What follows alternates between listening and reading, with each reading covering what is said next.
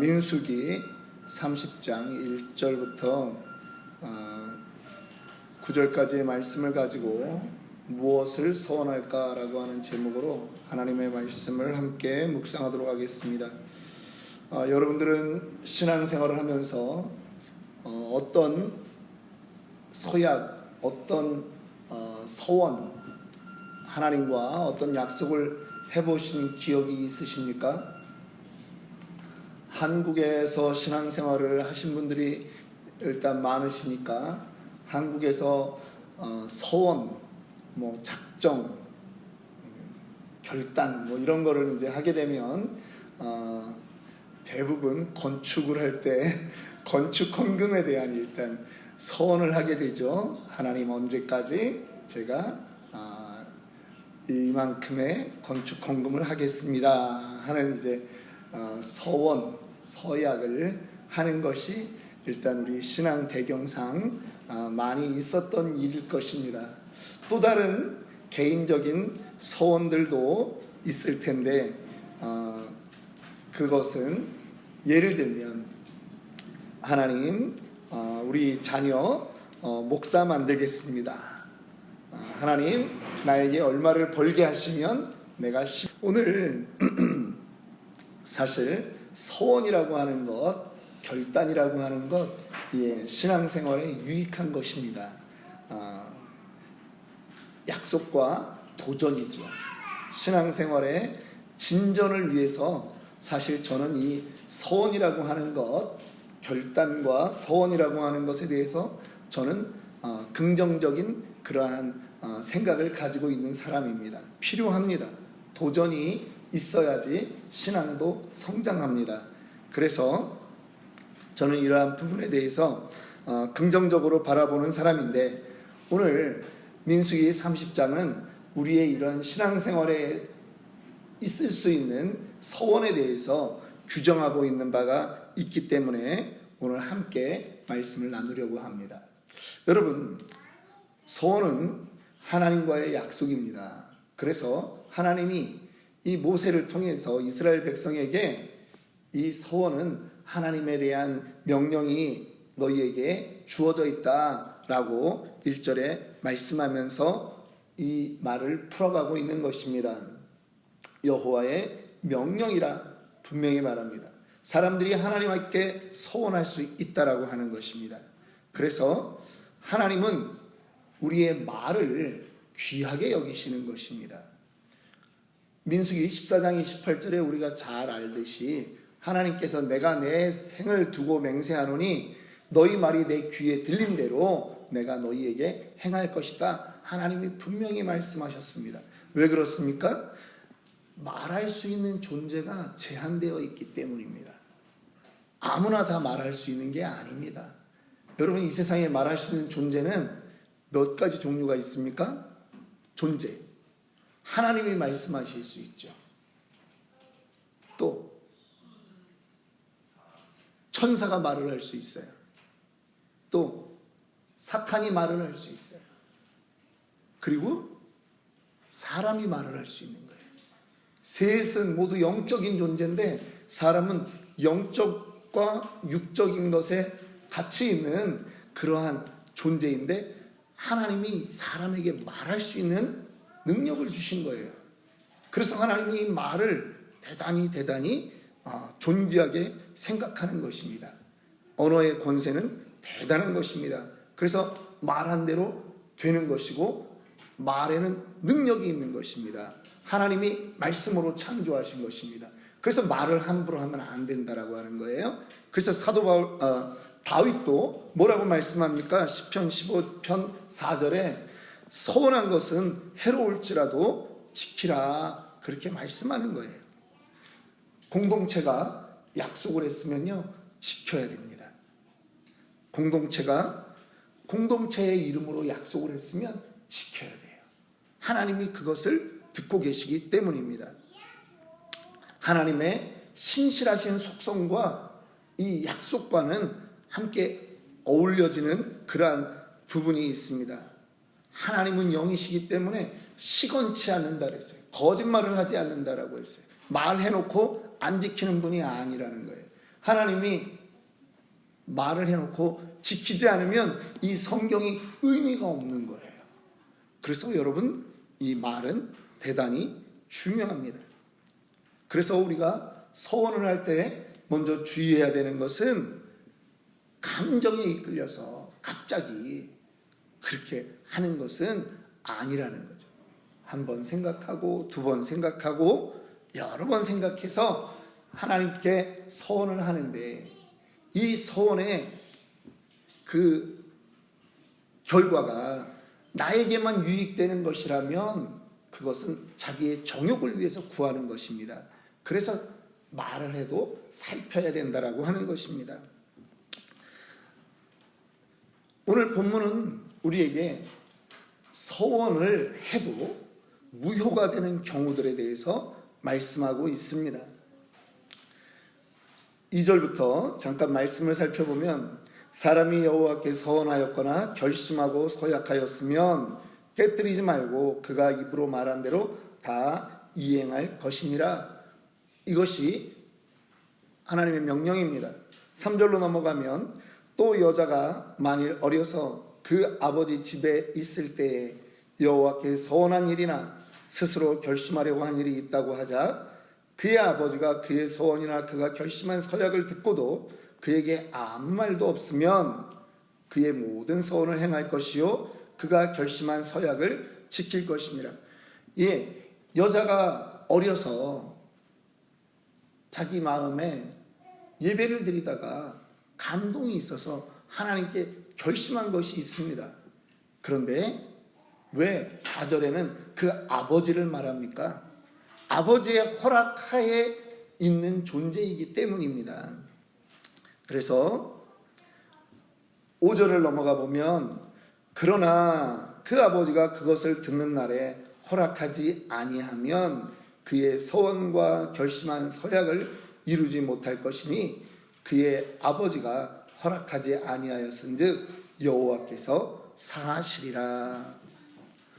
오늘 우리는 이 본문에서 우리가 때로는 하나님께 한 서약이지만, 서원이지만 하나님은 어떤 하나님이신지 우리는 알 수 있습니다.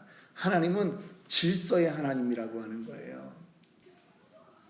여기 계신 분들 중에도 수련회 가서 혹시 막 은혜 받아가지고 주여 내가 목사가 되겠습니다, 그런 분들 안 계세요? 그럴 수 있습니다. 그러나 그거를 이룰 때는 자기가 독립된 객체로 하나님 앞에 설 때 그렇게 하는 거예요.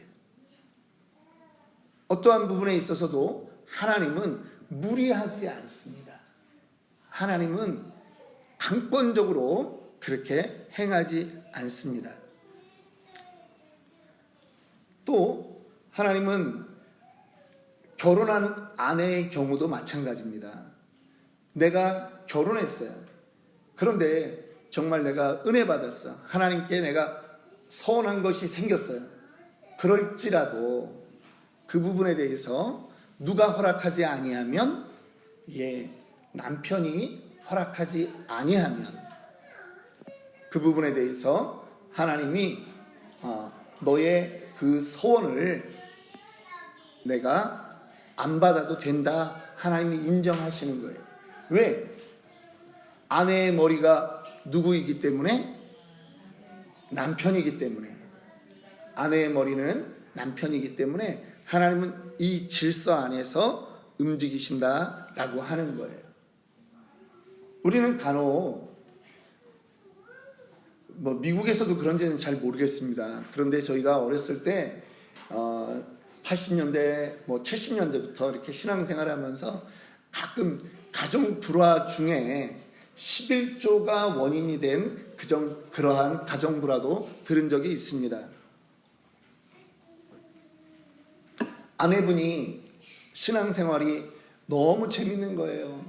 그런데 말라기서에 그 10의 1조에 대한 비전의 말씀을 받았습니다. 그리고 기도하다가 정말 우리 가정도 11조를 해야지, 그리고 마음에 결심을 했어요. 근데 남편이 안 믿어요. 그런데 어느 날 너무 이 가슴이 뜨거워가지고 남편 몰래 남편이 벌은 돈에 11조를 다 자기가 했어요. 어느 날 남편이 확인해 보니까 돈이 비는 거예요. 이거 이상하다. 그래가지고 남편이 화가 났어요. 이걸 어떻게 된 일이냐. 그랬더니 아내가 말하는 거예요. 내가 은혜를 받아서 교회에서 하라고 하는 11조를 바쳤습니다. 그래가지고 그날 그 집이 거의 대판 싸움이 일어났다라고 하는. 그래서 눈이 시퍼렇게 돼가지고 팽다가 돼가지고 그 다음 주에 교회를 와가지고 11조 하기로 작정했다가 남편한테 두들겨 맞았다고. 그런 일들이 옛날에 있었습니다. 하나님은 그 11조를 기뻐하지 않습니다. 믿지 않는 남편일지라도 하나님께서 원하시는 것은 그 물질이 문제가 아니라 그 가정이 먼저 질서 있고 그 가정이 남편을 세워주고 이 남편이 정말 나중에 예수 믿어서 이 남편이 기쁨으로 그래 우리 함께 하나님께 바치자 라고 하는 그날을 하나님이 기뻐하시는 것이지, 오늘 나의 은혜 때문에 내가 남편의 허락을 무시하고 재정을 그렇게 하는 것을 하나님은 원치 않으십니다. 아멘이 없는 걸 보니까 여러분들은 동의를 안 하시는 것 같아요. 그런데 이것이 말씀이에요. 하나님이 원하는 가정의 질서입니다. 만약에 11조를 하고 싶은 그 마음이 있었다면 더 열심히 기도하셔야 돼요. 더 열심히 남편을 섬겨야 돼요. 남편의 구원을 이루어야 돼요. 우리가 구원시키는 건 아니지만 우리를 통해서 그 구원의 복음이 남편 마음에 들어가게 해야 된다라고 하는 거예요. 하나님은 그거를 기뻐하시는 거예요. 이게 성경적인 원리입니다. 이제 그래서 하나님이 그 가정의 호주, 가정의 리더의 그 허락이 없는 서원은 하나님이 괜찮다. 하나님이 인정해 주시는 거예요. 말해놓고 지키지 못했어도 그것은 너의 잘못이 아니다. 하나님이 사랑으로 덮어주시는 거예요. 이것이 오늘 1절부터 16절까지의 그러한 내용이라면 저는 소극적인 이러한 안 해도 된다라고 하는 차원을 넘어서서, 그러면 이제 말의 권세를 가지고 있는 우리는 하나님 앞에 어떠한 소원을 해야 되느냐, 이 점까지 좀 생각해 봐야 된다라고 하는 것입니다. 우리는 어떤 말을 해야 될까요? 저는 여러분들이 정말 나는 이렇게 하기를 소원합니다, 그렇게 결심했으면 좋겠어요. 당연히 신자의 입에서 나올 말, 그 말만을 하겠습니다 라고 하는 결심이 있어야 된다라고 하는 것이죠. 하나님께서 나에게 말할 권세를 주셨는데, 하나님 나는 축복의 말 하겠습니다, 격려의 말 하겠습니다, 여호와의 이름을 찬양하는 그 자리에 내가 꼭 서 있겠습니다 라고 하는 것입니다. 그래서 여러분의 입술로 감사를 선포하고 축복을 선포하고 사랑을 선포하고 그렇게 살아가기를 원합니다. 잘 안 될 수 있습니다. 그래서 우리가 교회 공동체로 모여 있는 것입니다. 교회에 왔을 때만이라도 절대 부정적인 말을 하지 말고, 하나님 오늘도 나는 세우는 말을 하겠습니다 라고 교회 문 앞을 들어올 때 그렇게 하는 거예요. 교회에 왔을 때만이라도 몸이 피곤하고 힘들지만 웃어야 하는 것입니다. 나 혼자는 잘 지킬 수 없어요. 집에 있다 보면 또 그러한 마음을 잊어버릴 때 있어요. 그런데 공동체 안에 들어와서 내가 그렇게 실천하는 거예요. 몇 시간만 하면 되잖아요. 교회 왔을 때만이라도 하는 거예요. 그래서 교회에 늘 사랑의 말, 격려의 말, 위로의 말, 이것이 넘쳐나는 교회가 되기를 원합니다.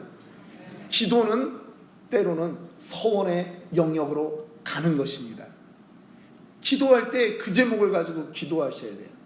하나님, 내 입술이 부정한 말 하지 않겠습니다. 하나님, 내가 축복하는 인생 되겠습니다. 그렇게 나를 서원하라고요. 하나님이 받으시기 원하는 서원은 바로 그거예요. 그거는 연령과 내가 호주냐 아니냐, 내가 어리냐 나이가 많으냐, 그러한 모든 영역을 다 벗어나는 그러한 것입니다. 기도로 꿈꾸는 거예요. 이 LA 지역에 있는 저랑 이름이 같은 목사님이 계십니다. 강준민 목사님이세요. 집이 찢어지게 가난한 집이었어요. 그런데 어머님이 늘 기도하는 거예요. 아들을 위해서 기도할 때마다 하나님, 우리 아들은 목사들의 목사가 되게 하여 주시옵소서, 이 기도를 해요. 자기가 어느 날 엄마랑 옆에서 이렇게 앉아서 예배를 드리는데 기도했대. 어머님이 그렇게 기도를 하더라는 거예요. 하나님, 우리 아들 목사들의 목사가 되게 하여 주시옵소서. 가만 생각하니까, 아니 내 수준에 무슨 목사를 가리킨다고 목사들의 목사가 되냐. 그래, 어머니 나는 못합니다. 아니다 아들아, 그냥 있어라. 그 목사들의 목사가 되게 해달라는 기도를 계속 어머님이 하시는데, 지금 은퇴하실 나이가 다 되었던 지금 이분이 세미나 때마다 하시는 말씀이에요. 여러분, 기도한 대로 됩니다. 선포한 대로 됩니다. 자기가 지금 목사들의 목사가 되어 있다라고 하는 거예요. 목사들이요, 가장 존경하는, 여기 LA에서 가장 존경하는 목사님 그 리스트에 강준민 목사님이 랭킹 1위예요. 어머니의 기도도 기도지만 그것이 나에게 이루어지기를 또 소망하는 자녀에게서 그러한 역사가 일어나더라고 하는 거예요. 여러분, 저도 우리 교회를 개척하면서 꿈이 있었습니다. 우리 교회는 품어주는 교회가 되어야 된다라고 하는 거예요. 우리끼리 즐기는 교회 아니라는 거예요. 제가 늘 얘기하죠. 우리끼리 즐거우면 그 교회는 자칫 잘못하면 침묵회가 될 수도 있다라고 하는 거예요. 그런데 품어주는 교회가 되어야 된다. 품어주는 교회가 되어야 된다. 관계 중심적인 교회가 되어야 된다라고 하는 거예요.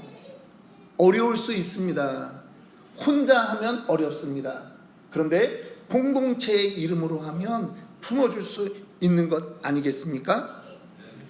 저는 우리 교회가 품어주는 교회가 되기를 저는 기도하고 있습니다. 우리만 즐거운 게 아니라 우리로 인해서 누군가가 위로받으면 너무나 좋겠다. 그렇게 선포하고 가는 것입니다. 환우들도 우리에게 있습니다. 품어야 됩니다. 품어야 됩니다. 그래서 정말 이 교회 이름 그대로 치노밸리, 아름다운 교회가 정말 되기를 원합니다.